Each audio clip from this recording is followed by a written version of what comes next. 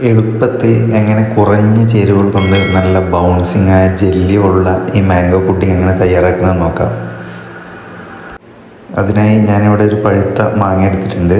അതിനെ തോല് കളഞ്ഞിട്ട് അതിൻ്റെ പൾപ്പ് നമുക്ക് മിക്സിയിലിട്ട് അടിച്ചെടുക്കാം. എന്നിട്ട് ആ പൾപ്പിലേക്ക് നമുക്ക് ഷുഗറും കോൺഫ്ലവറും വെള്ളവും ചേർത്ത് ഒരു കപ്പോളം വരുന്ന രീതിക്ക് അതൊന്ന് മിക്സ് ചെയ്തെടുക്കാം.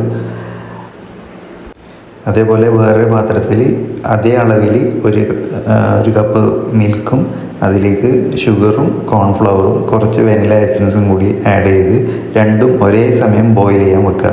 ബോയിലായി വരുമ്പോൾ അത് കുറുകി വരും കോൺഫ്ലവർ ഇട്ടത് കാരണം.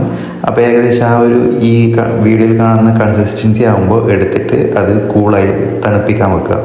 ആ മിക്സിങ് തണുത്ത് റൂം ടെമ്പറേച്ചർ ആയതിനു ശേഷം ഇതേപോലെ ഫസ്റ്റ് മാംഗോൻ്റെ ലെയറും നെക്സ്റ്റ് ആ വെനില മിൽക്കിൻ്റെ ലെയറും അങ്ങനെ ഓരോ ലെയറായിട്ട് അവസാനം മാംഗോ ലെയർ വരുന്ന പോലെ സെറ്റ് ചെയ്യുക ഒരു ഗ്ലാസ് ബൗളിൽ.